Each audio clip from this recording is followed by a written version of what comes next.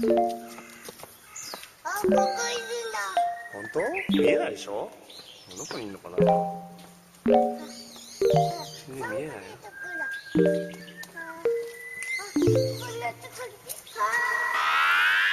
I miss you. What's good, Internet? It is April 24th, and you are listening to Waypoint Radio coming to you live from Lobby 1, Brooklyn, New York. This is so much of an intro. I'm trying to get energy. Again, it's Monday morning. I'm trying to keep 2 Mondays in a row. High energy. Okay, I'm all for it. Danika, I need to hear more energy. Oh, I'm all for it.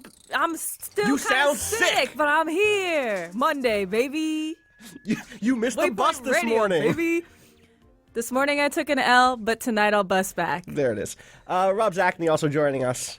So happy to be Boston here on still? Monday. Oh my God, my energy level is through the roof. Do you see how happy Through the I am to roof. be here, Austin? Please don't fire me. He's Yeah. happy. Okay. It is Monday, April 24th. I am Austin Walker. Joining me, Rob Zachney, Danika Herod. Danielle is in a meeting with a union, I think. She's our union our rep. union rep. She's got to rep us, Yes. the union. I'm She not is, in the she union. is on a table right now holding Union above her head. Yes. Yes. And Like a that's foam one. a phone number one, just Yeah. also Yankees, For it the says. union. She's just a big Yankees fan, I Yeah. think. Don't let her hear me say that, because I know she's from New England. Patrick taking a day with the fam, which is always a good idea. So glad that he's getting some time to, I don't know, drive. What do dads do?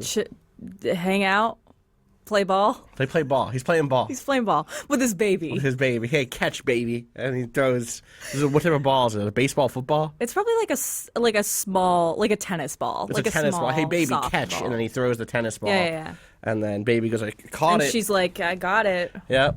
Jessica is going to be, she's going to be Very small, but she's going to be a pitcher. I think you just described like the pilot episode of Pitch, by the way. I think that's Like- true. Yep. Rob, how's it going up in Boston? Oh, not too bad, not too bad. I had a magical Sunday in which I ran into literally everybody I used to know in Boston who has since moved away. Oh, it was like there was a wedding up there. In your, Yeah, but I didn't know neck that. of the woods. And so I was just Okay. like in a bookstore having coffee, and I run into a couple friends, and they're on their way to meet literally everybody I used to hang out with on a regular basis like 6 years ago. And so it was a very strange, one of those very strange days where you slip back into all the old routines you had with your Yeah. old group before all your lives like changed enormously and got really freaking complicated. Yeah, that's nice, or it can be nice as long as those routines are positive. They they absolutely positive were. or- This was definitely like a good thing and not like a sad Springsteen song. Okay, I live for sad Springsteen songs. Well, you are a Jersey that's like boy. when I go home. I'm a Jersey boy, and it shows. Which is also the first lyric to my favorite sad Springsteen song, I think. Danica, how was your weekend? My weekend was fine. I've been sick for going on 9 days now, but It's too long. I'm almost there. I'm almost done. Uh-huh. I didn't leave the house for over a week. Like I didn't step outside. So all weekend I stayed home and Crammed inside with all that sickness. crammed inside with all the sickness. You could say I'm down with the sickness. There it is. What, did you fall into any bad habits over your 9 days stuck inside? Any old habits come back?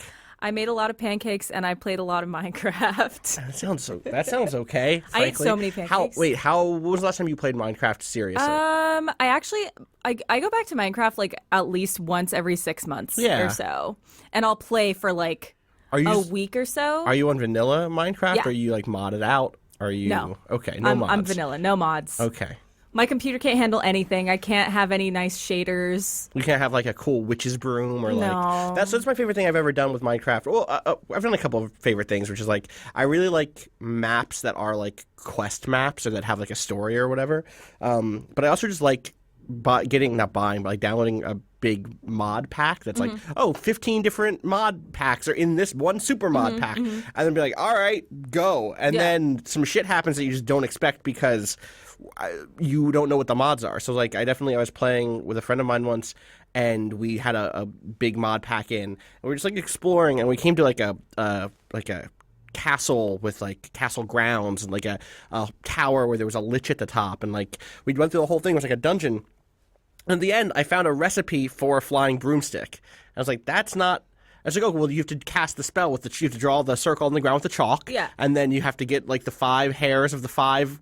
And like, what are you talking That's so about? not Minecraft. It's so not Minecraft. It's so good. But it was so cool to be like, because it felt like finding a real magical like recipe or something. Or it was like, oh yeah, I have no idea what any of this bullshit is. Like, okay, cool. And that was a really nice feeling. Minecraft is good, and they keep adding shit to the game. So like the map I'm on right now, like I keep finding a bunch of ravines, and I just went to hell last night, and there are a bunch of like new enemies that I've never seen before, and I found some castle in hell that I Cool. was like Good. sprinting through, and fought a bunch of blaze and got a bunch of blaze rods. Minecraft is good. It's good. I feel Are you a builder or are you more like an explorer? I am so bad at building. Like creative mode is not my thing. I like to hunt and I like to by hunt I mean just like walk up to some pig And that's then you're in there and just kill it. Yeah. I like fighting enemies and I like to like explore. Okay. So Rob, mining is my shit. I love to mine. Have you done any Minecraft? in No, your time? and because I always sort of felt like, so the Minecraft like craze took off. It kind of felt like you were divided into 2 classes, right? Like you were either one of those like industrious creative souls who was like, I'm recreating the Commodore 64 inside of Minecraft, or you were just some kind of like miserable taker who was just like playing adventures and like building castles in Minecraft, and like that's not creative. That's not the point of Minecraft. Be like, it can be whatever you want it to be, unless your imagination is impoverished. Is your imagination impoverished, Zachney? Rob, there are 2 words in Minecraft: mine and craft. Yes. You can either be craft or you could be mine, and like do mining, and that's it. That's fine. That's okay. You can take. It's in the name. That's the good thing about being on your own server with friends. Like Yeah. I am not for like public servers where there's a ton of rules and people come and they grief your shit and they steal from you, because that's happened. I'm way more into like being on a server with your friends and just like doing whatever you want. Also, Rob, I'll send you a very inspirational Twitter video of a Minecraft rap No. where a kid is just No, like, wrong. Minecraft, or Mine Diamonds, Minecraft, Mine Diamonds, yeah. And he does a dance. It's really good. It'll inspire you, you know? I definitely feel inspired. Okay, good. Monday, baby. Speaking of going to hell, we're here now. Speaking of castles and finding castles, I actually been playing a game that I mentioned like once or twice. We've covered it on the site. It's called Unexplored, and it's like the game I most want people to try to play, because I feel like it's one of those things it's been a very busy first front of the year, and so little PC games don't get noticed very much. Jack DeKeat wrote about it for us in his column a couple of weeks ago, and I hadn't played it at that point. I was like, oh, that sounds good, but it also sounds like the sort of thing where Jack is a very evocative writer. I aspire to like paint pictures the way Jack does in my writing, and I know that sometimes in doing that, you can present a personal take that reflects your real experience, but that might not reflect what other people have with a game. Yeah. I've also hit that obviously with Stellaris in the past and other games where I'm like, I've had an incredible experience. That doesn't mean that you will. Sorry. But I finally got around to playing Unexplored, and I've settled into like a mode with it where it has become my go-to. I have 30 to 40 minutes to kill at night, and I'm trying to wind down, and I want to play something. It is a roguelite. In the kind of I guess in my mind it's a little closer to traditional roguelikes in that like it's a dungeon exploring game. You're supposed to go deep into a dungeon and find an amulet or some bullshit and bring it back, and then you win. Yeah. And you have like a strength stat, and you don't really have a ton of stats, but you do have a strength stat and then like a set number of inventory slots and stuff like that. But it's an action roguelike in that you're in direct control, and I may have mentioned this briefly before. You're in direct control, and it's really smooth and fun, and like the combat is really precise and really deliberate. It kind of has the thing that like Souls style games have of like, okay, every move counts because there's a cooldown after every attack. But the thing that's really incredible is just the way that the dungeons are generated. So the big thing with it is all of the levels of the dungeon are generated all at once, whereas traditionally a lot of roguelikes have a thing where it's like, oh, you go into a level and it generates the dungeon of that level. In this, it does them all at once, and it knows what's like 12 levels down. Yeah. So that means that it can like start to almost like it can kind of like lead you into that stuff. It can kind of like show you the barrel of the gun in a sense. So like on level 3, I found a book that says the Marine Magus. That guy is real trouble. I'm like, oh, I don't want to fucking deal with the Marine Magus. And like level 4, Well, you're gonna deal with the right Marine at some point. At mages, level 4, I find a thing that's like a water sigil, and like, okay, well, if it's the Marine Magus, I bet he has water spells, so I can forge that into my armor, so that when I eventually find him, I'll be ready to fight him. Yeah. And like bit by bit, So and it's then like setting you up. It sets you up, and then it also does that just because it knows the Marine Magus is there. It dropped the water sigil at level 4 because it knows that I can use it to build armor. Do you know what I mean? Mm-hmm. So it's like the one way it does that, and it also just does like lots of good hub worlds. And the big thing for me, the thing that stuck out the most over the last week of playing, was that it really communicates geography in a way that a lot of roguelikes don't. Most roguelikes feel like box room, connect to box room, connect to box room. And you're also not like paying attention or No. looking to pay attention to that kind of stuff. No, you're like going into a room and killing the monsters Yeah. and going to the next room and killing the monsters. Especially like top-down traditional roguelike style stuff. And in this, there was this moment where I came into a new level and I stepped out and it was just a huge field of snow. And then there was like a smaller castle inside of that field of snow. This is why I thought of castles when you're talking about hell and castles. And like, oh, wow, like it feels like I'm in the fields outside of this castle and then I can go forward to it. Like I've never felt like in an open space in a roguelike like this before. I've only ever felt like the Binding of Isaac style, like here's the room you're in. Or even you know, I've played a ton of roguelikes over the years. Even things like Dungeon Crawl. Like you feel like, okay, I'm in a room and then there's another room next to it. Yeah. Or here, when I finally got to the Marine Magus, like, oh, it's a huge underground cavernous lake, and the whole center of the level is a lake. That was a cool fight. I just think people are gonna like skip it because it has a really bad name. Unexplored is a terrible name, or it's like an okay name, but it's not a name that's gonna catch anybody's eye. Yeah.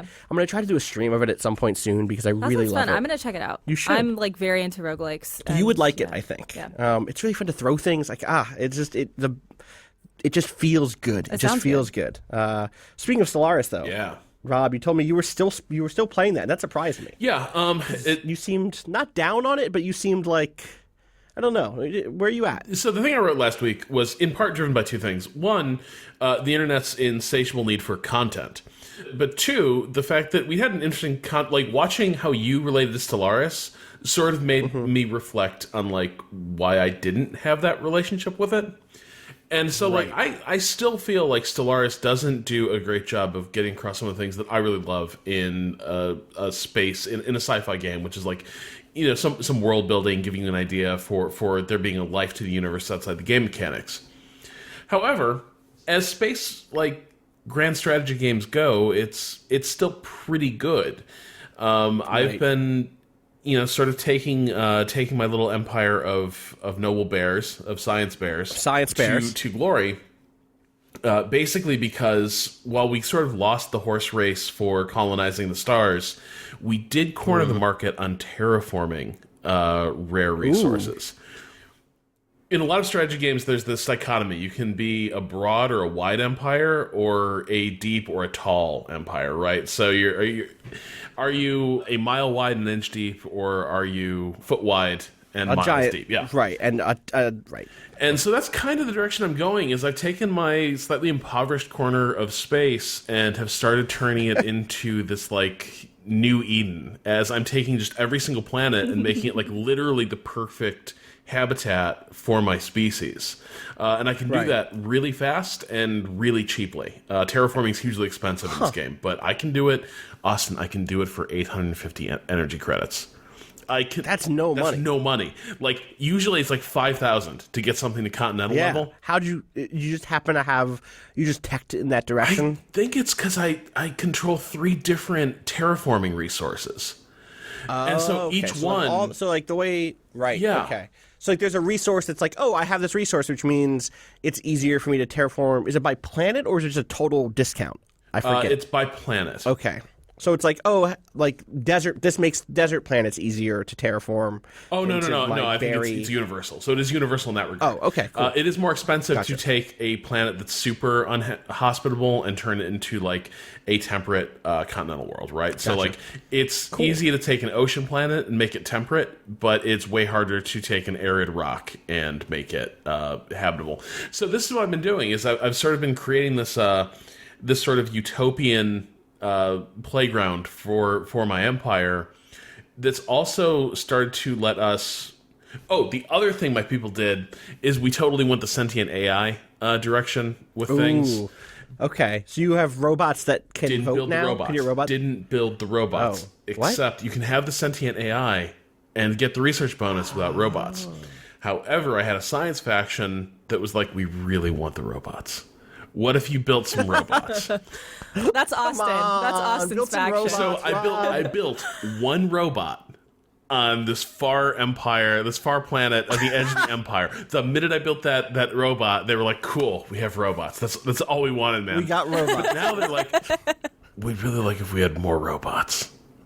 What if we had more robots doing manual labor?" And I was like, That sounds good. "It doesn't sound good because we got sentient AI. Like, if we build a bunch of robots, Right. it's going to be like literally a week before they're also forming a union, and then a week after that, we're against the wall. We're against the wall." Maybe you could just integrate the robots, or maybe you could work for the robots. They're really good.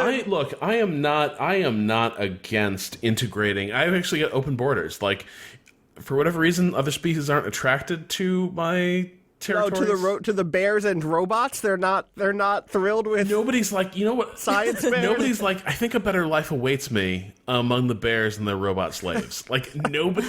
That's the colony. That's the off-world colony from Blade Runner. Right. A better life awaits. And then what you didn't see is on the other side of that blimp was a picture of a bear in a lab coat with a robot next to it.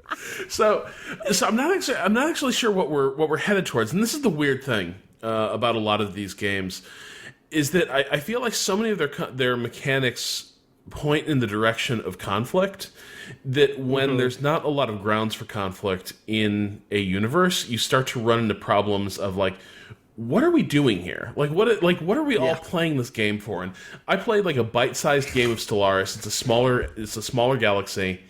I'm in a federation with the most powerful faction in the game. I'm the most technologically advanced.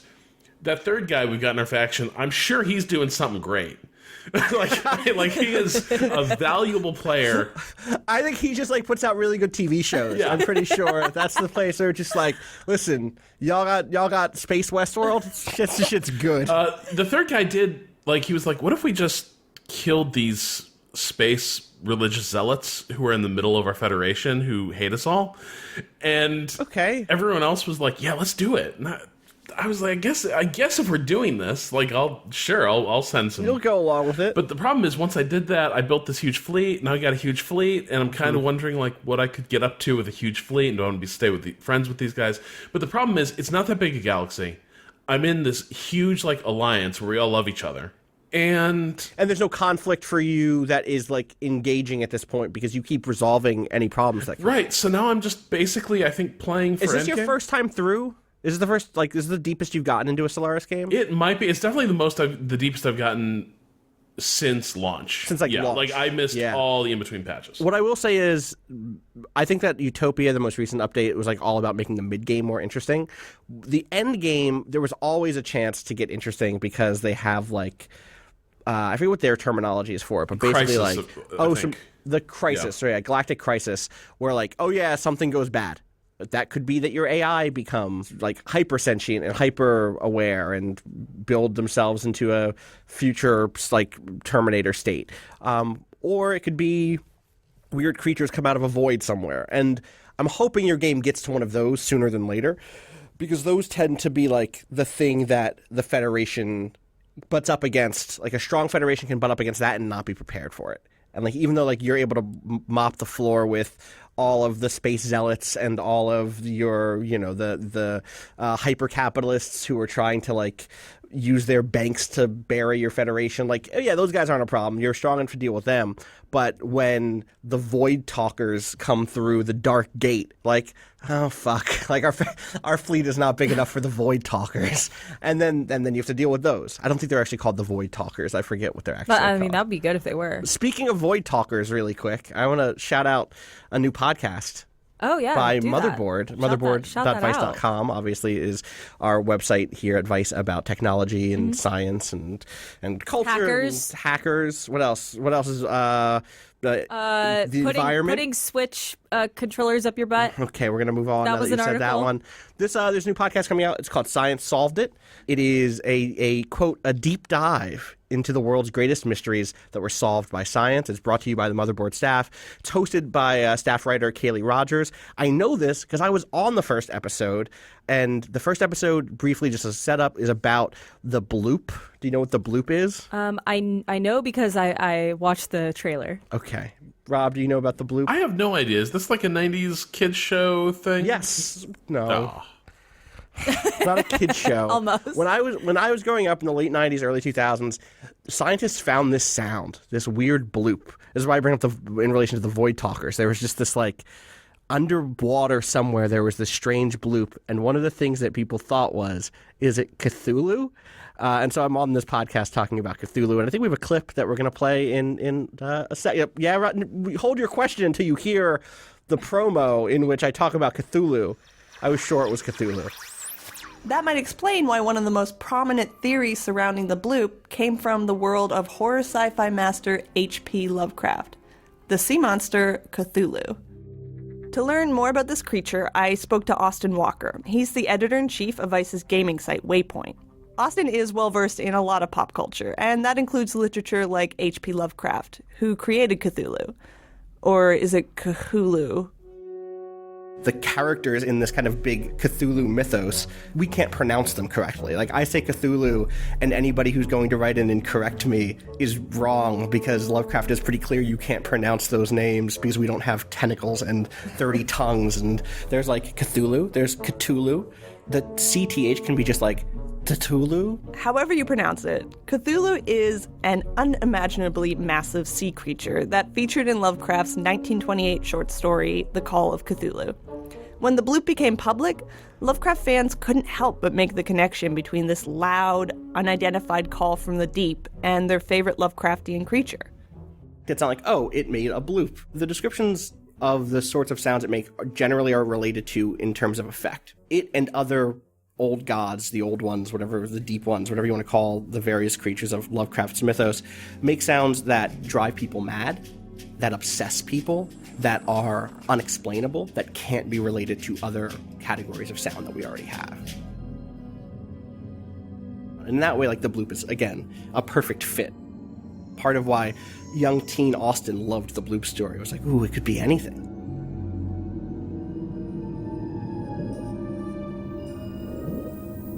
All right, so that is Science Solved It, and that is available. There's like a preview episode that you can go subscribe to right now on all of your podcast purveyors. There's also a clip of the preview with subtitles on our Twitter. So if you go Nice. to our Twitter, we retweeted a Motherboard tweet. Awesome. Twitter is twitter.com/waypoint. Yes. So, and then tomorrow, that full episode will come out, and you can hear me talk about Cthulhu. You can also hear a real scientist who's like, no, dog, like, I know what that is. We figured it out. That's No, why I it's- don't want to hear that, though. That's why it's called I don't wanna Science hear Solved that. It, is we solved it. We figured it out. We're not just fools. No, I want it to be Cthulhu. No, you don't. I do. You do not. I promise. I I've never, read that I never story. want any of that stuff solved. That's fair. I get that. I get the desire to not want, like, to want some mystery in life. Yeah. I'm not going to spoil it. You'll have to Okay. listen. Okay. Rob, what's your beef with me and Cthulhu? Look, I have no beef with you and Cthulhu. If like, I Isn't want that you guys to H.P. be happy Lovecraft is, together. Like really, like Mazel Tov. My best my best wishes for you. I guess I'm more curious about the fact that there was a purported need for science to solve Cthulhu. Because somebody heard a noise on an underwater recording device. The sound was weird. So you're a skeptic. So you are a skeptic. It was weird. They were like, well, it ain't the things that we think it is. It doesn't match the things that we think it is. I personally love the fact that people automatically were like, this is related to Cthulhu. Well, because it fit. Okay, so there's a bit in there that I didn't bring up, which is like I believe like the coordinates were close to where. To 1,500 kilometers. To hell. They were Yeah. close to where Cthulhu was supposed to have been in the ocean, basically. Cthulhu's from the stars, of course, but then crash landed on Earth and fell into the ocean, and they crashed a ship in. Okay. H.P. Lovecraft, huge racist, Anyway, it's science. contributed a lot. Not the to- racism. Anyway, science. The Cthulhu mythos. Right. Correct. Speaking of things that have problematic content that you still like, we actually got a couple of questions very similar about this. I think Lovecraft is actually a really adequate jumping off point to this, right? Like, Lovecraft is someone who's written a lot of very important sci-fi and horror, who's contributed a lot to the notion of cosmic horror. Also wrote many stories in which the horrific twist was that black people slept with white people. Yes. Had a cat named Nigger Man. Ooh. Yeah, that's a thing. Ooh. That's Boy, a thing I guess he when did. you put it all like that, the Yeah, when I story lay is it out something less like that. rad. Oh my But god. you can be in a situation where you're like, oh, there's still something here that I want to salvage. And I bring this up because we got two questions in that I'm going to read right now. This first one comes in from Tom from Jersey. I don't know if it's from New Jersey or maybe from the island of Jersey out in Europe. This is a kind of a tricky question to ask, says Tom, so apologies in advance if this is a little confusing. Y'all have mentioned on the podcast how there are games that you love that have segments that you don't really like that weirdly transphobic part of the Gerudo quest in Breath of the Wild. I'm currently playing Persona 5, and while I love the game so far, it's frustrating that it falls into a lot of the same tropes as other Japanese games do, like female nudity, gay stereotypes that are played for laughs. When the subject gets brought up online, the most common excuse is, well, that sort of stuff is ingrained in Japanese culture, so you just have to deal with it. Some people go as far as to say that if the sexist and homophobic jokes in Japanese games bother you, then you shouldn't play them to begin with. I personally really enjoy games like Persona and Zelda, but since these games are being made for global audiences, I think it's justified to call out these scenes as sexist or homophobic regardless of how it's perceived in Japan. On one forum, someone went as far as to call me a xenophobe for wanting to push Western ideas, quote unquote, on an Eastern-made product, which I personally think is ridiculous. I also want to mention that despite your and my hatred of Yosuke from Persona 4 for his homophobic tendencies, a pre-Persona 5 character poll in Japan actually had him as the #1 most popular Persona character, so clearly that kind of character has appeal over there. But that poll also had fucking Adachi as #3, so maybe the Japanese Persona fans are just, I don't know. Adachi has his fans, is what I'll say. So my question is this: what is your response to this kind of excuse for problematic content in Japanese games? Mainly the idea that because sexist and homophobic jokes are more accepted in Japanese culture, it's just something that Westerners have to deal with in Japanese games, regardless of our personal views on the subject. And I'll just add briefly from another question, then we can kind of combine the two. I'm not going to read this whole second one though. But Erin from Dublin in Ireland writes that she's also playing Persona 5 right now with her boyfriend, and that it has satisfying gameplay and cool characters and awesome music, but also gay panic, transphobia. It's constantly sexualizing its female characters. There's sketchy stuff where you're trying to fix a neurodivergent character. There's all this stuff here, and Erin wants to know what to do about that. She writes, I don't know what to do with it because it's so enjoyable, but how do I deal with it? There's talk about voting with your wallet sometimes, but we've already bought the game, and I have doubts of the effectiveness on that small scale. Do we address Atlas directly? Do we talk about it on social media as much as possible in the hopes of catching their attention? Do we just give up on a series because I don't think things could get worse than Teddy, but I seem to have been wrong? Danika, you've dealt a lot with Japanese companies and content in your life. Yes. So one of the things that I can tell you from my experience working at Crunchyroll and my experience traveling to Japan and working with content publishers, a lot of this stuff is somewhat ingrained in Japanese culture. A lot of this stuff was not taboo in Japan. Mm-hmm. And you sad because you're out of coffee? You had a coffee? That's okay. One of the things, this is specific to anime, that heavily influences choices that are made in Japan are people consuming the content. Japanese publishers pay a lot of attention to numbers. Social media has been huge over the last few years. So being loud on social media does reach people. My personal take on stuff is there's a lot of content out there. The creators could be problematic somehow. The creator of Attack on Titan, right, is believes in imperialism and yep, that's starting to come through in the manga, and that in itself is problematic. Does that mean I don't enjoy Attack on Titan? No, I do enjoy Attack on Titan, while also keeping in mind this guy's views, and it's the same as for it, kind of looking for it in the piece, or are you able to fully... I'm not looking for it. No, okay. It's I know this thing exists. I watch the content, I watch the show. Am I thinking about Hajime Isayama while I'm watching the show. No, I'm not. That's the guy's name. Hajime Isayama. But I am thinking about it sometimes. It's also the same as like the person who wrote Gundam Unicorn. Right. Believes in the same shit. Yep.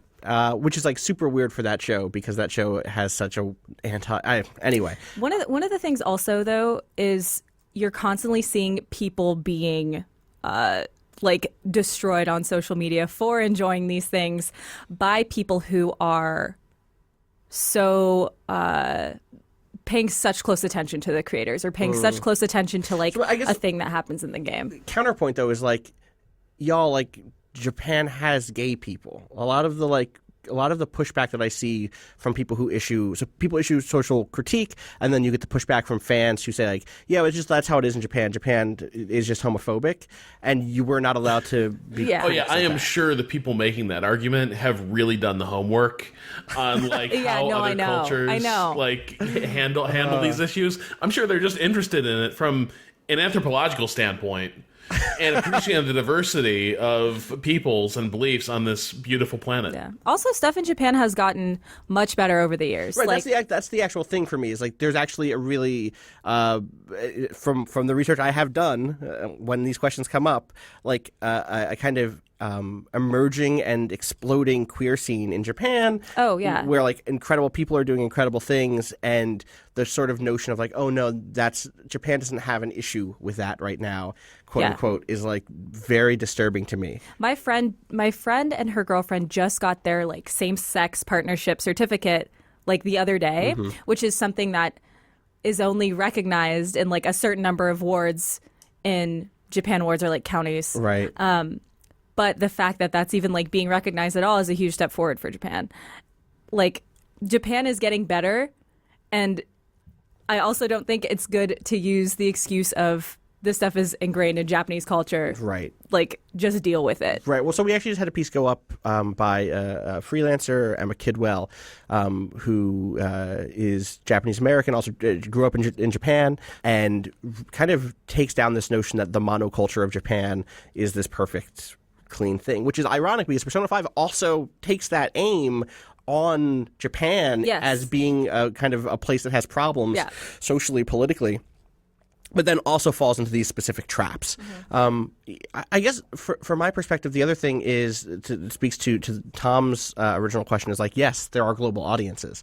One of the first things that I wrote, I think that got eyes on it, was a piece about Animal Crossing, a new leaf for DS, and the fact that I had to literally tan in that game to have dark skin. I had to like spend hours underneath the sun in that game in order to make my character's skin match mine and then maintain that. It was really weird. But a lot of the case that I heard was like, well, you're American, this game doesn't apply to you, basically. Like, yeah, but like Americans buy this game. We're part of the consumer base. And Nintendo, it's Nintendo. It ain't like Nintendo don't know. They're not making games strictly for Japanese audiences. Like, regardless of what people think, like content is not being made only for Japanese audiences. They want to sell this shit totally all over. And then when Animal Crossing Happy Home Designer came out, you could choose skin color. Yeah. And so like to me, like and what do you think? What do you think? Right, went into that? I think that they went into like thinking about what their global audience looked like, and a small way in which they could appeal to people like me and other people who wanted to have black and brown characters. And I don't think that that's too much to ask for from a company that's providing you something.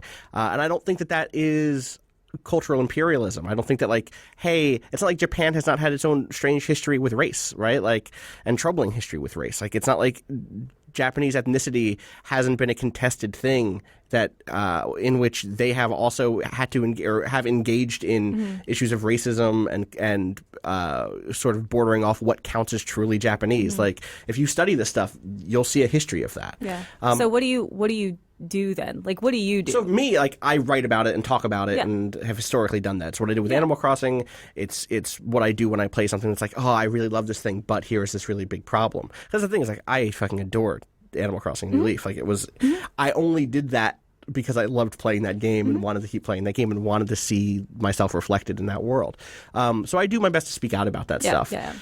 But I guess my question ends up being like, is there a line for either of you where you're like, this is too far. I can't, whatever my enjoyment level is, I can't get over something that's in this game that I don't like or that maybe the whole quality of the game isn't there where like you're enthused enough about it that you're willing to forgive those problems, or not even forgive, but so just this is as an example of something I went through like pretty recently.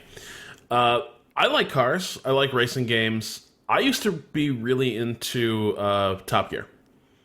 And Jeremy fair. Clarkson was a pretty witty commentator on cars and a decent writer, and I was able to write off a lot as tone deafness. Sure. Until it became clear that after a certain point, he'd heard the critiques. He just didn't give a shit, and neither did anyone else involved with that show. And then I took a couple years off, and I thought I was past it, and I didn't really, I was willing to sort of deal with them on their terms almost, or I tried to make that bargain.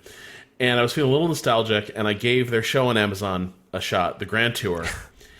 And within 10 minutes, I was like, "Oh, this is unbearable."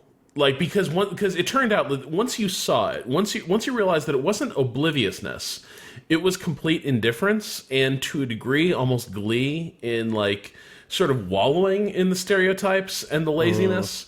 That the entire thing became tainted. Now there was no single joke, there was no single goof that they could pull, that you couldn't also read all these other meanings into it. And for me, that is the moment where it truly breaks for me. Is I think I can play something right now I'm working through Persona 4. I can play that and deal with the fact that Yosuke is kind of clueless, because one, the character is clueless as hell, so you can always say, well, that guy's an idiot. But two, it doesn't feel like you don't get the sense of there being a persistent malice in Persona 4. What I think is starting to get uncomfortable with Persona 5 is that it's kind of pointed at some of these issues, but then it's turning around and saying, but we can still have our homophobic humor, right? That's still funny. Right. And I don't know, Persona 5, I wouldn't be surprised if a lot of people do feel starting to cross that line where now it's starting to seem malicious. If it comes up in the next Persona game, it's that circle you're gonna that room to run is way more constrained. Right. I think about this stuff a lot when it comes to both, hey, the creators' politics are weird, and the work itself has rough politics in it, in which I think there is, for me, a certain calculus that is about what I'm doing with my time, and it's not an up and down, clean, clear, simple thing. It's not clean math. It is blurry, and there are times when I fall on one side of it, and my professional curiosity sees me through something because I want to write about it or because I want to experience it. And other times when I'm I could be spending my time on something else. There was this what I come back to again and again is this exchange between an anonymous question asker and then Gail Simone, the comics writer, and then John Darnielle from the Mountain Goats. An anonymous person asks, what's wrong with being willing to separate an author from their work? Why is that so hard? Especially Ender's Game, which aside from one or two lines from some stupid boys in the book, holds next to none of Card's horrible views. You shouldn't bar good literature just because the author is a terrible person. And Gail Simone says, do what you want. I will choose to do the same. Orson Scott Card is not just a raging homophobe. He actively worked to enact legislation to oppress rights for LGBTQ people. He said he would try to bring down the government if they disagreed. Seriously, screw that guy. There are 1,000 books I haven't yet read that don't have that guy attached. And then John Darnielle adds, this is exactly my position on this kind of thing, by the way. I don't need to separate an author from his work if the author's a truly terrible human being. Nobody's perfect. I don't ask anybody to be perfect. I just ask them to, not be Nazis or virulent homophobes. But if they are, then I don't care how good their work is purported to be. I don't have to listen to Burzum. There's no shortage of amazing black metal that isn't written by racist murderers. The amount of tremendous black metal that meets the not the work of an appallingly horrible person yardstick is sufficient to excuse me from having to listen to the stuff that's made by assholes. So when people go into the I separate the art from the artist thing, I'm like, why? If we live several lifetimes, we should all be so lucky. We won't read all the good books or hear all of the great music. We can allow our artists to be human and make mistakes, and even big, huge, everybody has their personal lows mistakes, while still saying artists who are just worthless garbage as people who actively and unapologetically campaign to make others' lives worse don't deserve to have their work read. We will not actually miss much. We can put our attention elsewhere. There is no shortage of amazing books to read, incredible music to hear. Unless one wants to claim, no, these terrible people artists are actually the best artists, in which case I think one might want to more closely examine one's aesthetics. And that to me is where I end up falling, which is this isn't why I'm not diving back into Persona necessarily, but it is weighing on that decision a little bit. Like, for every hour I put into Persona, that is something I could be putting into Unexplored or into something else that I've never heard of that comes from a creator who I don't know what their politics are. I don't know what the politics of the Persona of the Atlas dev team is either. I'm not making any claim about that, but I am claiming what I've read from people about the homophobia in that game and from the kind of like weird stuff around neurodivergence, and like that is a sort of thing that has to come in my mind. It's like, where am I spending my time? Yeah. Do I want to play this new weird project? Do I want to play Edith Finch, or do I want to play this, which is a mystery to me, and for my time playing with it, like, seems really interesting, and like it could have some fresh themes and ideas, or do I want to go back to this thing that like I have a real great fondness for in Persona 5, but that has these issues that I can't quite get over. Like, every few hours, I'm gonna be like, and it's a tough thing, and I don't think there's one right answer for everybody necessarily. It's definitely something that I, having not played Horizon until after our interview with the creators. Yeah, it was the developers. Yeah, where we talked about like the use of the term brave and all of that. I didn't start playing Horizon until after that had come out, so I knew about how they felt. I knew. Can you give like a little context on what that was? So I'll pull a quote. They talked about the use of the term brave, and in the piece there wasn't really an acknowledgement of it being any type of like misuse, right. And instead was just like people are too sensitive. So there was a Dia or Dia, I actually don't know the pronunciation, Dia Lucina, a Native American writer, highlighted the game's use of terms like braves, which is the collective noun used for Nora, the lead characters, that is the first cultures, the Noras, warriors, savages, primal, and tribes being, if not disrespectful, then certainly not afforded due consideration given the historical connotation for Native Americans. And then in the interview with John Gonzalez, the narrative director of the game, he says, talking about the term, quote, brave, with that in particular, our research into it was that it was not a term that would seem to be offensive. We were trying to find a term that would combine the capabilities of a warrior and the capabilities of a hunter. It was a term that we felt was not derogatory. We came across some terms that were definitely slurs against Native Americans and other groups throughout history, and so our decision was based on brave not being a hot-button term.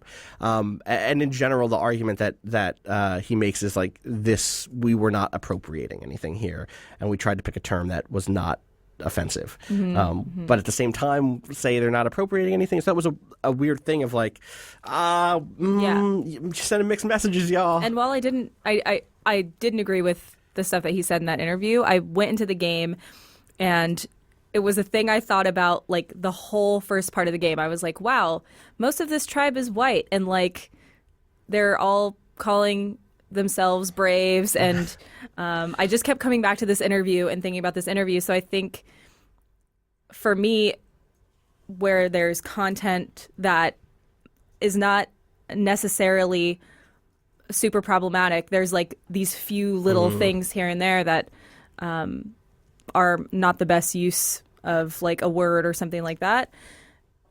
It's just something I think about and something that I also try to talk about, like on Twitter or whatever, Right.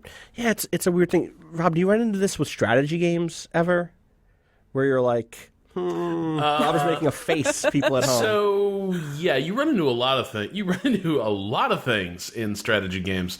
There's the fact that the entire 4X genre is predicated on the understanding of the world as expressed by like 15th and 16th century like European colonialists and genocidists.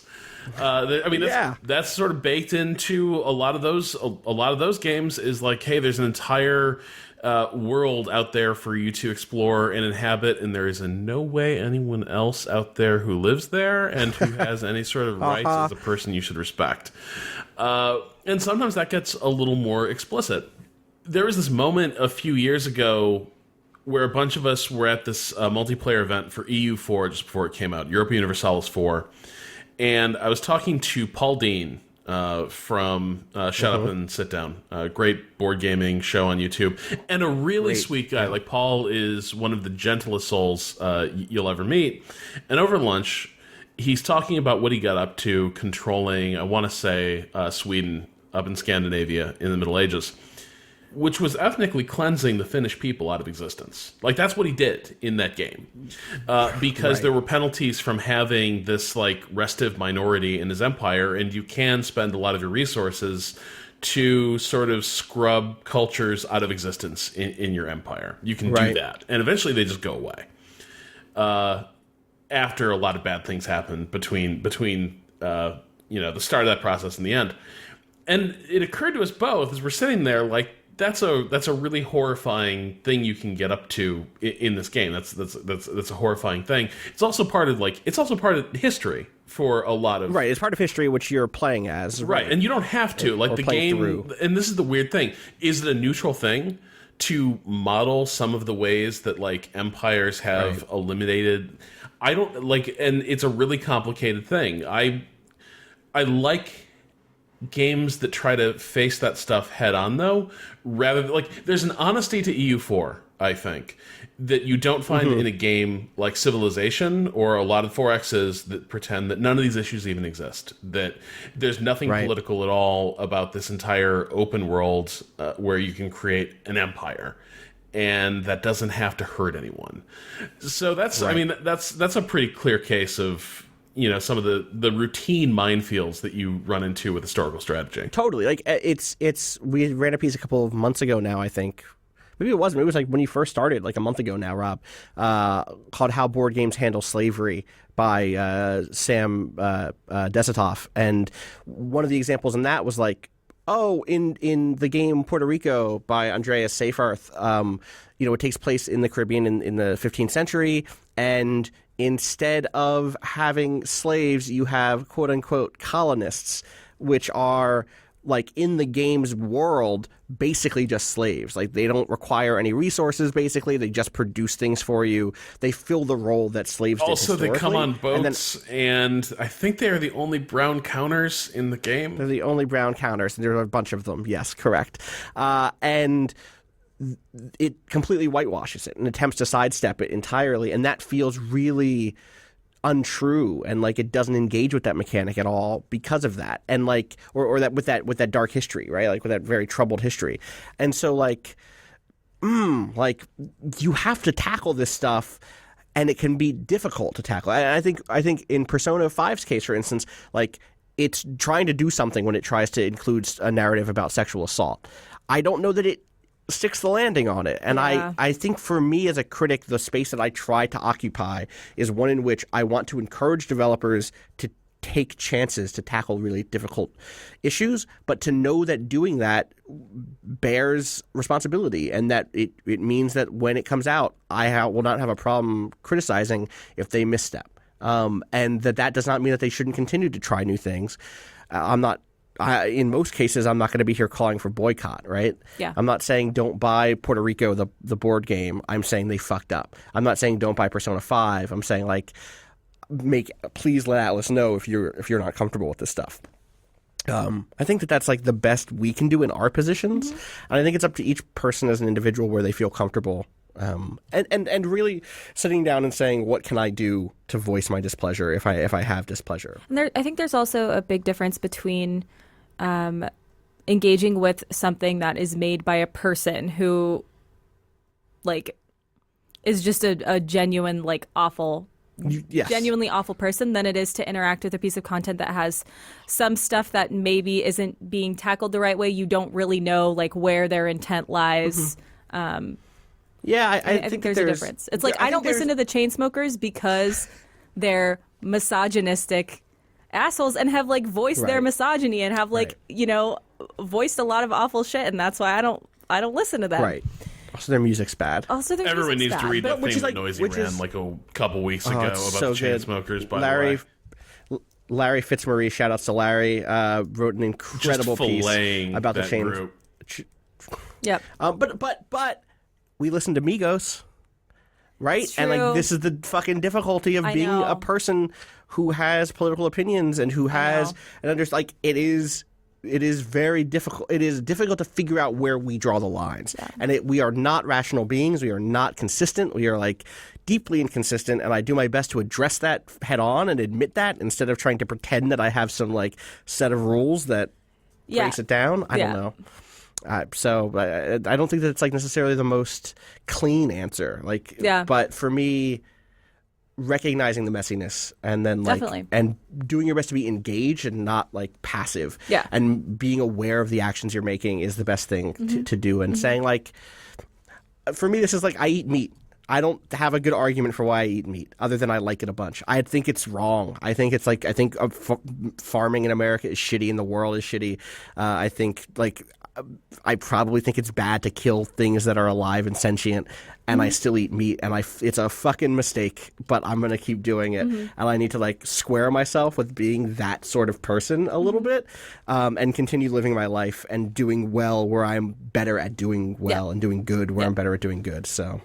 I don't know. That's me. Someone wants to know how we got here. Not to this part of our conversation, but to kind of this part in our career where we're able to try to like tackle questions like this. Again, we kind of got two questions from two different people that are very similar, so I'm gonna mash them together again. This person comes in and says there was no name attached. So, hey, Waypoint, I'll try to be concise. I flunked out of my first semester of college 4 years ago. Since then, I've taken GE classes at a community college, and I'm almost done. There are two major issues. The first is I still have no idea what job I want to end up with. The second is that I may have to spend 2 years at Burnout U to be cleared to go to a university that I can be proud of. It is in a very isolated place, and it's not cheap, and it's discouraging me from going back. Meanwhile, the thought of what my career and social life should be by now fills me with existential dread. At this point, I have a hard time telling myself that things will get better. That's fueling an apathy that threatens to overtake my life, thus this email. So, questions, here we go. One, have you ever worried you'll wake up and realize you've been running in place your whole life? Two, your lives are in full throttle right now, and I'm curious how much momentum led you to this point. Were you always hopping from one career stepping stone to the next since high school? If not, how did you find purpose again when you lacked direction and or drive? That last one's the third one. So, I think people are often surprised when I talk to them about my personal experience of getting to where I am, like career-wise. I went to junior college. I didn't like graduate from a college. I don't have a college degree. And that's always been one thing that's like kind of embarrassing for me to talk about because like the companies that I've worked for, a lot of the people have had degrees, you know.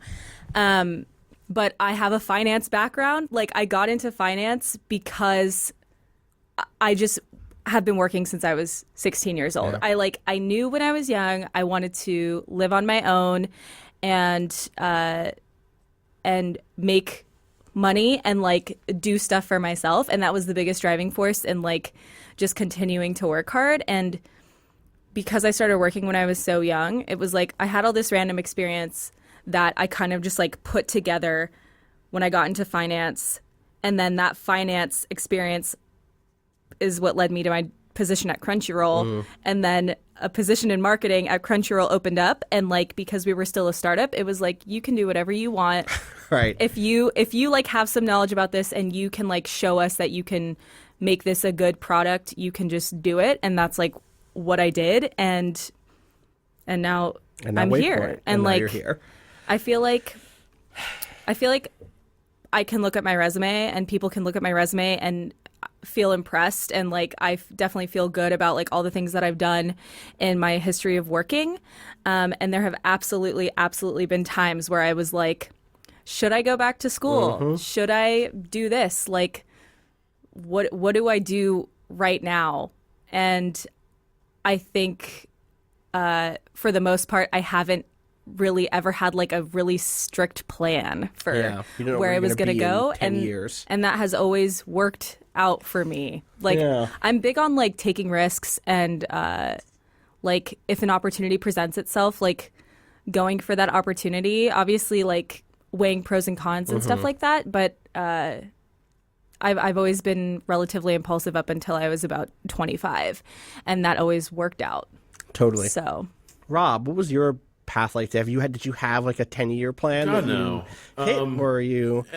Because I've always thought of you up until, I know that you had a job before us and like a full-time gig before us, and then obviously you're full-time here. But for years, I thought of you as like one of the hardest working freelancers in video games, which is a fucking hustle, man. You have to bust your ass. Yeah, like, first of all, I'm not entirely sure this email wasn't sent by, like, past me. Like, this might actually be, like, True. Yeah. Same. Yeah, same. No, same. No, and I think, so there's something really pernicious that happens around the time you turn 20, which is that the delta between where you're at in your life and how you feel about the direction it's taking and all the bullshit you've been told by your parents and guidance counselors and all that stuff really begins to take its toll, because throughout your teen years everyone is telling you that you need this 10-year plan and that, like, what college you get into is going to determine the course of your life. Well, what you do with that college education is going to determine the course of your life. It can have an influence, but the thing is, standing at the other side of my 20s, there was no map. There was no, like, I was off script by the time I was 22, and then I was off script again when I was 26 or 27. Like, life is confusing and complicated, and what I have learned is that you don't necessarily make plans, you just try to do things that will maximize your good options. And right. I would not sweat being in the place that this letter writer is at, because it's a thing that, like, there's going to be a lot of external expectations that are going to make that feel shitty, but you're so young and there's so many moves you can still make, and if you just keep maximizing your options and opening doors, eventually things begin to break your way. What do you mean by that when you say, like, maximizing options? Okay, so the reason I was pretty successful as a freelancer, and I don't say that to, like, I'm not trying to boast. It's a very difficult job. You're bragging, I get it. It's a very difficult job to make a living wage. And it's an even more difficult job to make sort of a middle-class income, and I managed to do that. But the thing that I learned throughout a lot of that process is that you never want all your plans and all your direction to be hanging on one or two things going your way. The place I was happiest to be was sort of standing in the middle of a lot of interesting and intriguing directions for me to go, and then committing to one, following that until more options opened up, and then seeing, taking that survey again. Like, I never felt like I had arrived anywhere. I never felt like there was an end goal I was heading towards. For me, the thing that really interested me was always being in that place where it's a lot like in Heat, where De Niro's character is never have anything you can't walk out on. Yep. That was kind of my approach. Like, always be in that position that if something goes wrong, you know what your next move is. That was me. Yep. Yeah. It's really hard. So someone actually brings this up in the chat and says being open to opportunities is hard work in itself. I spent I graduated from undergrad in 2007 and then was unemployed for a year and then did a bunch of jobs that I hated, and then tried to get into games writing, and it was miserable and broke, and that was a decade ago, right? That was a long time now, and I spent a lot of time. I got out of actually, I left college thinking that I was hot shit because I did okay in college. Like, I wasn't even like a straight A student or anything. You know what I mean? Like, I did well in my field. I did well in philosophy. I got into grad school and then got hyper intimidated and was broke and dropped out. And then sold myself on the notion that, like, what I want to do is work, because that was an easy way for me to compartmentalize the depression I had about dropping out of grad school. And then I worked my ass off to just try to, like, get my name out there. And the thing that I will say that's sort of connected to your thing on opportunities, Rob, is, like, try to build relationships with people that you respect. And what that means is not pestering them necessarily, but it does mean willing to be visible. Like, taking meetings, meeting people, going to that extra class, like, going to a professor's office hours. talking to them about internship opportunities or work that you can do when the semester is over if you're still in school. If you can hang out over the summer break and take an extra class with them there. Things like those relationships are the things that eventually will pay off, whether that's a professional relationship or not, right? Like if someone at your job is going to a conference that you think is interesting, see if you can go to that conference. If there's a project at your office that's interesting, do that. If you're working retail, I worked retail my whole life. I worked retail when I was young too, yeah. Absolutely. And so like the things that I learned from retail were like how to talk to people that you don't know, how to be comfortable speaking with people, how to sell someone something, and that often does not mean how to sell them jeans. It means like how to sell them the idea that how to sell them on things. Right, in exactly. General. And then also, how do I look at numbers and how do I work my head around projections and like what we're doing down the road? When I worked at a comic store, it was like, well, what's selling, what's not selling, what's going to sell, obviously. And like that stuff is when you give yourself the interest in those things, you can develop those skills that can pay off way later. And those aren't even skills sometimes. It's just, again, what Fox here said in the chat, it's about opening yourself up to the possibility that you could do that sort of thing. It isn't like, oh, I came to Waypoint knowing how to run a website, but I was comfortable with all of the skill sets that I would need to develop, and because I'd done so many of them in various roles before, that I was like, okay, I could wrap my head around this if I needed to. It's like picking things from everywhere you've been, everywhere you've worked, like all of your experiences, and like putting those together in a nice like package that works for you. Right. And often a lot of them you're going to have to leave behind because they don't work out. And also you're going to fuck up. I fuck up a lot. I dropped out of grad school twice. Like, don't get it wrong, right? I did okay. I got my master's and then dropped out again later. Like, it's not, there are no straight lines to success. And also there's no like gleaming thing called success for most of us anyway. I don't think. I think I'm very grateful. I'm blessed to have a lot of great fans. I'm thrilled to be working with incredible people. I know I've got it. I don't know what y'all on, but like at the same time, I feel like this isn't like I didn't cross the finish line. Yeah. Every day there's new challenges. Yeah, and I also feel like there is fucking painting tape all through this wall or all around this room. We turn the camera. In here. There's a ladder somewhere. Like it's not. We're always building shit. I also feel like this is something I ran into a lot at Crunchyroll. People thought like Crunchyroll was like this place in the sky that you couldn't work at, or that like my job was like just like some sentient thing. Like it, like people feel like it's not something that they can accomplish. It's not something that they can do, and they also tend to look at it as like it's the best thing in the world. And I think it's important. Sweet. Yeah, it is. It's awesome. But I think it's important for people to know that like we're doing something really cool. We have been like working so hard, and like it's not always fun, you know, and. That isn't. It's really hard sometimes. There's that. I've gone back to this one scene in The Wire. Every time anyone talks to me about wanting to get into games journalism or wanting to find the perfect job for them, there's a scene I think in season 4, maybe it was all the way in season 5, in which Lester Freeman, who is kind of positioned in that show as the veteran cop who has like, you know, old black cop wisdom. Like that's kind once of every season like, he has to drop a lot of knowledge on someone out of the blue. Right. Exactly. And in this case, it's Jimmy McNulty, the fuck up, ultra persistent, who is like basically we're gonna bust this one wide open, Lester. We're gonna save the city, right? And Lester Freeman's like, and then what? Like, you think there's gonna be a parade and then everyone's gonna say, yay? Jimmy McNulty Day, exactly.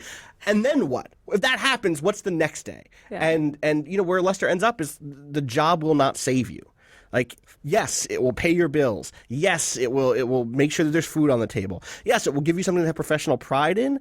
But like the notion that finding the job at Crunchyroll or at Waypoint or at Giant Bomb or like finding the job of your dreams is going to suddenly be like happily ever after mode. Mm-hmm. It isn't. And instead for me, the goal has never been find the place where I'm happy forever. It's build the set of skills and practices and beliefs and habits that make whatever shitty challenge comes up tomorrow a thing I can manage. Yeah. Right? Yeah. And use the internet, please, because like use that internet. When I like 10 years ago, when I was like learning the skills that I am very thankful that I have now, like learning how to be really good at Excel was True. me going to seminars that costed a lot of money, but it was like, hey, I want to learn this skill.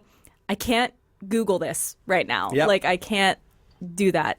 Use the internet. And also, like, God, if Twitter had imagine if Twitter was a thing. No, it would be bad. I would have fucked up. Like, I would have You think fucked up so? the way that a lot of people do, right? Which is like, someone tweets at me, someone applies for a job or an internship and then tweets at me like, I'll see you in a couple of weeks, boss. And like, I get it. You're fucking out there. You're hustling. But like, But not even like that. always. Oh, Not even like that. okay. But there are people on Twitter and like people like us who are constantly talking about like what it's like doing this, like what it's like, what you can expect out of X, Y, and Z. And I feel like there's so much that you can learn Totally. from Absolutely. existing on Twitter. Nikus in chat says you probably shouldn't tell your employer that the job is not your endpoint, though. Sure, don't get fired by being like, I'm not here for life Yeah. or whatever. But what you should tell your boss is, I need professional development. I want to keep going. Where am I in 5 years at this company if I'm going to be here? What skills do I not know now that you would appreciate me knowing? What sort of tuition credits do you offer for me to go continue being like developing myself as a professional? Yeah. Like, there is a fine line between I'm not going to be here in 5 years or 2 years and I want you to keep me here. So that means you have to do something for me that isn't just raises, but is helping me develop my skills and talents so that I have a path forward. Also, my least favorite interview question of all time is like, where do you want to be in 5 years? Because my answer has been different every single time because it's just like, My answer is different every who day. knows? Like, right? how do you know that kind of Like, even just inside of Waypoint, like, where do we want to be in 10 years? God. Good question. We'll figure it out I along the don't way. know. We have a bunch of options, and we will do what Rob said, which is follow them, dedicate ourselves to one, follow it, and see what else opens up. But like, there's a famous thing that's said internally advice, and I will let you talk, Rob. Rob is like itching to talk, which is you can do anything here. Don't try to do everything, or else you won't get anything done. But you can do anything. You just have to find that thing, and then Don't. Austin, dear Austin Walker, don't try to do everything. I do not everything. That you don't get anything done, but you absolutely need to take that advice. No, Rob, what's No, I'm what's just up? going to let Danika riff on. Maybe it just feels like maybe there's No, Rob, I to be had about that. I would like to Austin. toss to you now. No, it's fine. No, just going back to this letter real quick. I have absolutely my girlfriend's little brother a couple years ago was absolutely going to the equivalent of Burnout U, and he was in this place where he was like, "What the fuck am I doing with my life? Like, what am I doing in this place? I'm not sure I'm learning anything here. It's going to cost a lot of money. It's going to cost the family a lot of money, and I'm just phoning it in." And he was on the ledge, and I was sort of told, like, by everyone in the family, like, hey, could you just tell him, like, encourage him to stick it out? Because, like, he really needs to get this degree so he can go to college and not end up stuck in a shitty job. All the stuff, all the stuff you say, like, this is why you need to go to college and all this. So I take him out, and we're sitting in this hotel lobby. He's having this visit with us, and I take him out, and I give him the pitch. Like, he's telling me all this stuff. And as he's telling me, like, what's going on at the school, by the way, the more I'm thinking, like, oh shit, he does this sounds kind of stupid. Like, what? This doesn't sound like a great program. But right. I tell him, like, stick it out. Like, you just got to stick it out. You'll write it out, and that'll open some doors for you. Go get your college degree, and then you don't have to deal with this bullshit, and you'll have all these options. He was like, cool, yeah, you're right. Yeah, I'll definitely try that. He did not try that. He politely listened and completely bailed out of the program and sort of plunged into the unknown to do what? And it turns out I was completely full of shit. And everyone in the family was utterly wrong about what he needed to do next and what the best thing for his life direction was going to be. Like, at this point, like, he's got a really, really successful business, like, building, like, doing Twitch production and stuff, but not like for Twitch. He's like an independent contractor. And he makes more money than I do. He, like, instantly became, like, a really successful producer and a really knowledgeable one. And it turns out he was the best judge of, like, what his talents were capable of doing for him.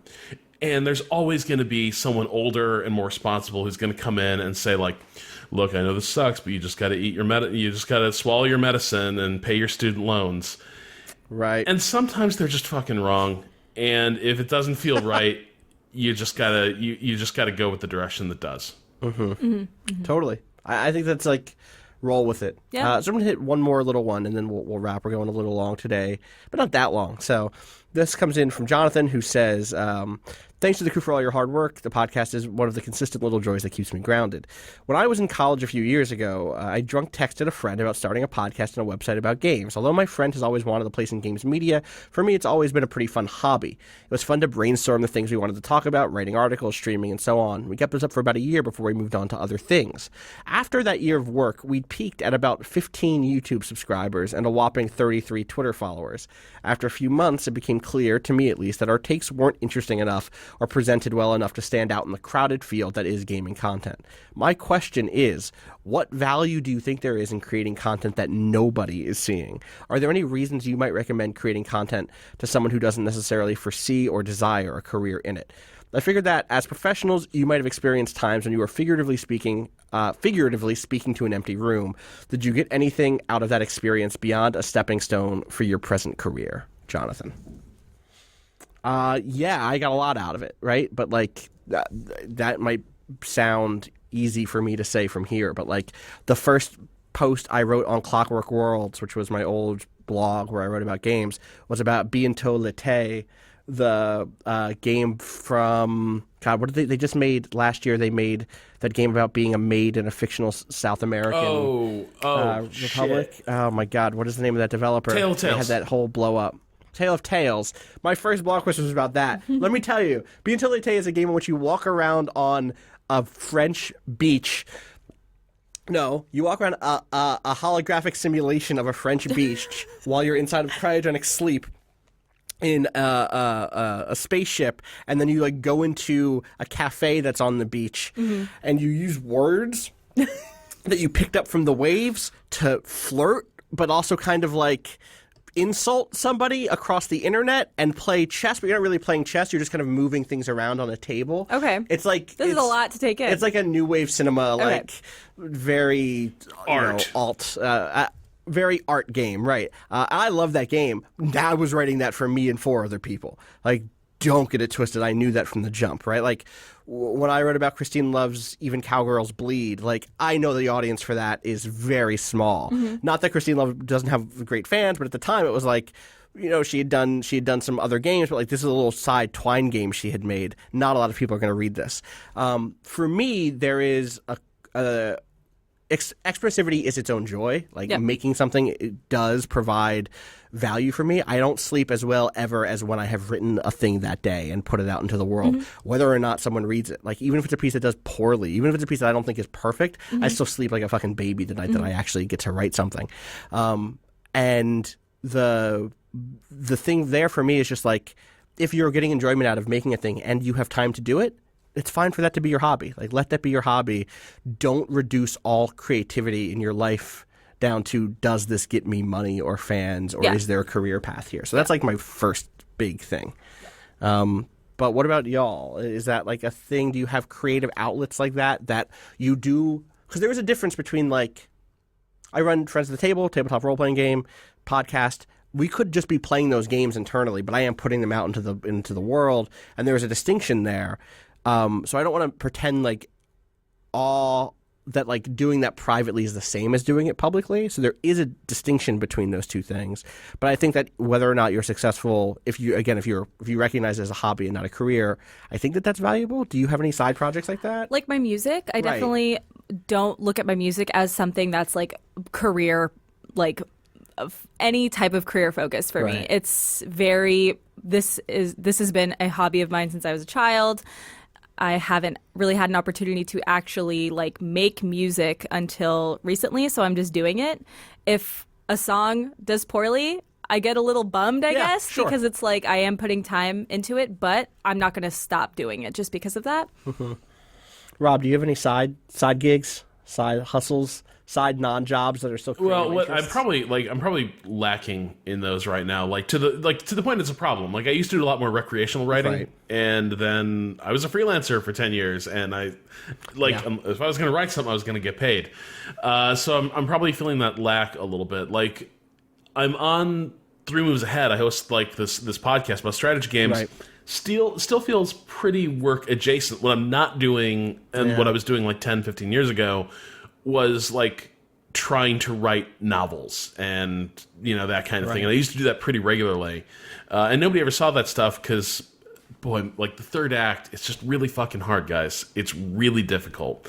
And it really I've got a lot of partially written novels that no one's ever going to see, and I'm probably not going to go back to. But I think were those valuable for you? Did you enjoy the time you spent writing them? Do you regret it at all that you spent the time writing them, given that you didn't finish, or are you glad that you wrote them? There's only one I regret not finishing, but okay. I am glad I wrote all of them, including the ones that are dog shit, and most of them were. Right. And part of it was none of that was going to find an audience, but it helped make me a writer. It helped develop me as a writer, like it developed me as a creator. And so there was a note that I give writers all the time, and I gave this as a teacher as much as an editor, is don't be afraid to cut things because feeling like you're wasted them. Sometimes the things that you write that you end up cutting are like bridges to get you to the final piece. And I hope it sounds like you feel the same way about the novels that you started to write, Rob. Or like, hey, they did something for me, even if no one ever reads them. Yeah, absolutely. Now, the one thing is that don't get precious about the stuff that you've kept to yourself, and always be aware that when you put that stuff out there, it's going to be like people are going to react to it and they're going to have opinions of it. Like there's that too. Like when you do put the stuff out there, you have to be prepared for criticism and rejection. And so I think there's the stuff you keep to yourself, I think serves two purposes. One is that it can sort of train you up, but it can also just be an outlet that you need. Yeah. It's very different once you start making that available. Even if it doesn't find an audience, it's very different once you were putting it out there, whether that's just like showing it around to your creative writing classmates or to the world at large. And I'll say just before we wrap up here, the thing about doing something for an audience or like conceptualizing it as a thing you're making versus just doing it, there's a difference there. Even if what you say is this is just a hobby, that can be really rewarding if you let yourself quote unquote like be professional about it or be more organized about it. So definitely. To Jonathan, who's like making YouTube streams, doing YouTube streams with his friend and like putting up podcasts, like you could just play games with your friend, you could just have a conversation, and if those are still rewarding for you, do those things. But there is something different about saying like, ooh, like you're almost playing at something when you're like, ooh, okay, we're going to structure this podcast. In the first segment, we're going to talk about this. In the second segment, we'll talk about this. And we're going to do a break to shout out this other thing we like. Like, that is a form of almost like role play. At least it was for me when I first started doing this stuff as side projects. Was like, all right, how do I shape a podcast in which we play tabletop role-playing games? Like, what's that sound like? Yeah. We have 200 people listening to us total. But I'm still interested in the structure of this thing as a media thing, and not just as there happened to be a tape recorder in the room. And if you enjoy that, keep enjoying it. Keep doing it. And also, just being creative in general is going to open up other parts of that creative brain that let you create stuff different. Like making music, I feel helps me with my writing, or making a plan to make like a YouTube video will help me in some way be motivated to create music. I think it's just beneficial all around. Yeah, I think it's important to do these creative things regardless of whether or not they're going to be. Again, the job will not save you, and I want to live in a world where we're not necessarily always looking for our hobbies to save us financially either. We should be allowed to play and let that be its own thing. So, all right, if you have questions, you can send them to gaming@vice.com. That's correct, gaming@vice.com. Yes, gaming@vice.com. Make sure you use question in the subject. Yep. Danika, where can people find us on the internet? People can find us at twitter.com/waypoint, facebook.com/waypointvice, instagram.com/waypointvice, Tumblr is waypointvice. We're on Tumblr. We're on Tumblr, yeah. Wow. I posted about our playlist. Hey, you can find There it the is. music that we're listening to on Apple Music and on Spotify. If you search Waypoints Weekly Rhythm Action, that's our weekly playlist. It's updated every week, new songs in rotation. Be sure to listen to those. We have some Kendrick, Some bangers in Yeah, there this we have some good stuff on there. And you can find me on Twitter at Danika Herod. Rob, where can people find you on the internet? They can find me at Twitter at Rob Zachney.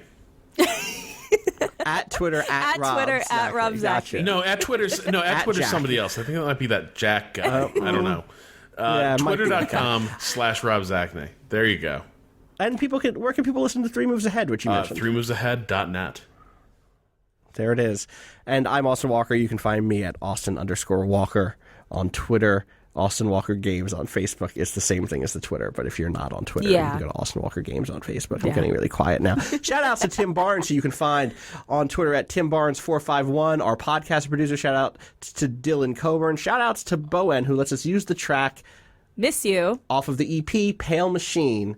Find out more There about you that go. at waypoint.zone/BOEN. It doesn't work if you go to waypoint.vice.com/BOEN. That's not how URLs Yeah, work. that's not how it works. I own waypoint.zone, and I added a thing where you go /BOEN, it'll work. I don't know if that'll work if you go to popliopals.moe/BOEN. I bet it won't work. I don't think it'll work if you go to culturalmarxism.club/BOEN. I don't think it'll I work. forgot we have culturalmarxism.com. Yeah, I don't know if it'll work if you go to bastionfucks.com. Yeah.